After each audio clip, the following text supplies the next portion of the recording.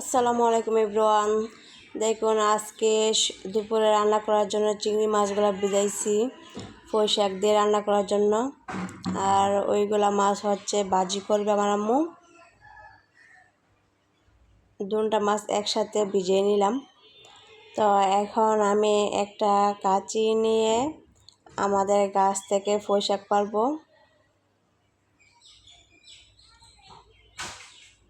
তো দেখুন মাশাআল্লাহ কত সুন্দর পুঁই শাকগুলি। ঠিক আছে, এখানে একটা গাছ লাগানো হয়েছে, একটা গাছ থেকে মাশাআল্লাহ অনেকটি আগা দিছে। তো যত আগা কাটেন ততই কিন্তু গাছের আগাগুলো বাড়বে। ঠিক আছে, মানে একটা আগা কাটলে অনেকগুলো আগা হয় একটা আগা থেকে। তো আমি এখন পাতা পেরে নিচ্ছি আগে কিছু, তারপর হচ্ছে পাতা পেরে তারপর হচ্ছে আগাগুলি পারবো। তো আস্তে আস্তে করে আমি অনেকগুলা পুঁই শাক পেরে নিলাম আজকে দুপুরে রান্না করার জন্য। তো দেখুন মাশাআল্লাহ পুঁই শাক গাছগুলা কত সুন্দর এবং পিওর। এটি হচ্ছে একদম দেশি পুঁই শাক, ন্যাচারাল, মানে এগুলোর মধ্যে কোনো ভেজাল মেশানো নাই, একদম তরতাজা গাছের পুঁই শাক। তো দেখুন এখারি হয়ে গেছে, এই যে মাশাআল্লাহ কত সুন্দর পুঁই শাকগুলি। এখানে এখারি পুঁই শাক হয়ে গেছে। তারপর হচ্ছে আমি আমাদের উঠানের থেকে ধনিয়া পাতা তুলে নিচ্ছি।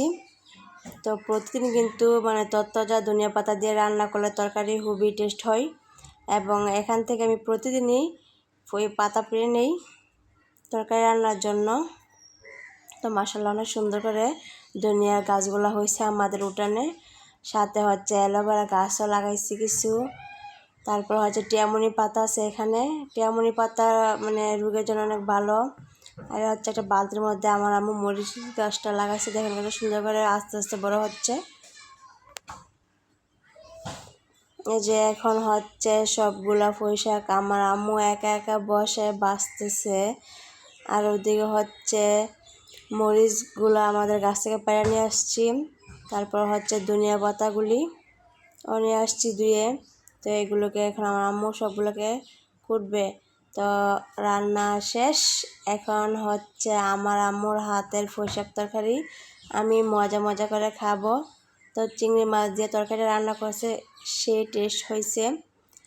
তো দেখুন আমি এক প্লেট ভাত নিয়ে বসছি, সাথে একটা কাঁচামরিচ আমাদের গাছের, আর এখানে হচ্ছে এক পিস রুশ নিছি খাবারের জন্য।